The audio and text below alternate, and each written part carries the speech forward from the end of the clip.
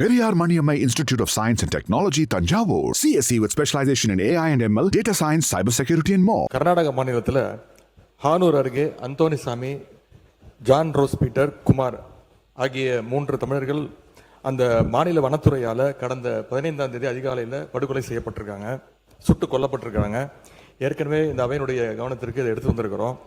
இன்றைக்கு சுட்டு கொல்லப்பட்ட அந்த 3 தமிழர்களுடைய போஸ்ட்மார்ட்டம் ரிப்போர்ட் இன்னைக்கு வெளிவந்திருக்கு. அதில் 3 பேருமே சித்திரவதை செய்யப்பட்டு மிக அருகில் நிற்க வைக்கப்பட்டு சுட்டுக் கொல்லப்பட்டிருக்காங்கன்னு இந்த செய்திகள் போஸ்ட்மார்ட்டம் ரிப்போர்ட் மூலமாக தெரிய வந்திருக்கு. 3 பேருக்குமே உடல் முழுக்க படுகாயங்கள் இருந்திருக்கு, விலா எறும்பு முறிக்கப்பட்டு இருக்கு அப்படின்னு போஸ்ட்மார்ட்டம் ரிப்போர்ட் தெளிவாக சொல்லுது. எனவே இது முழுக்க ஒரு படுகொலை. இந்த படுகொலைக்கு எதிராக இந்த ஆட்சி என்ன நடவடிக்கை எடுத்திருக்கு என்பதை தெரிய விரும்புகின்றேன். குறைந்தபட்சம் அந்த மாநில அரசுகிட்ட விளக்கம் கேட்டு கடிதம் எழுதியிருக்கிறதா? கடந்த வாரம் கர்நாடக முதலமைச்சர் அந்த தென்மண்டல மாநாட்டிற்காக இங்கே வந்தார். அப்போ நேரிலையாவது தமிழ்நாடு அரசு தன்னுடைய கண்டனத்தை தெரிவிச்சிருக்கிறதா?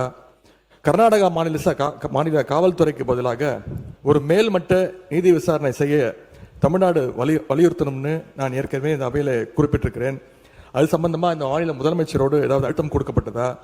இந்த பிரச்சனை நடந்த உடனே முதலமைச்சரோ அமைச்சரில் இருப்பவர்களோ கர்நாடகா போய் இறந்த தமிழர்களுடைய குடும்பத்திற்கு ஆறுதல் சொல்லியிருக்க வேண்டும்.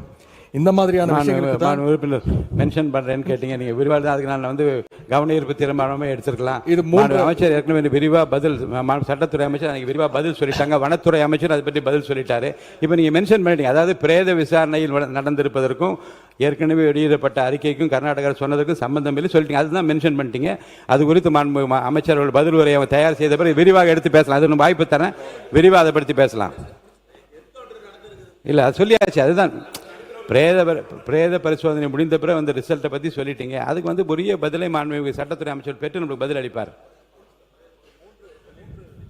மைக் கொடுங்க. 3 தமிழர்களுடைய மரணத்திற்கு நீதி கிடைக்க தமிழ்நாடு அரசு முழு முயற்சிகள் எடுக்க வேண்டும், துணை நிற்க வேண்டும். அவங்க குடும்பத்திற்கு தேவையான நிதி உதவியும் சட்ட உதவியும் அரசு செய்ய வேண்டும் என்று உங்களோட கவனத்துக்கு கொண்டு வருகின்றேன்.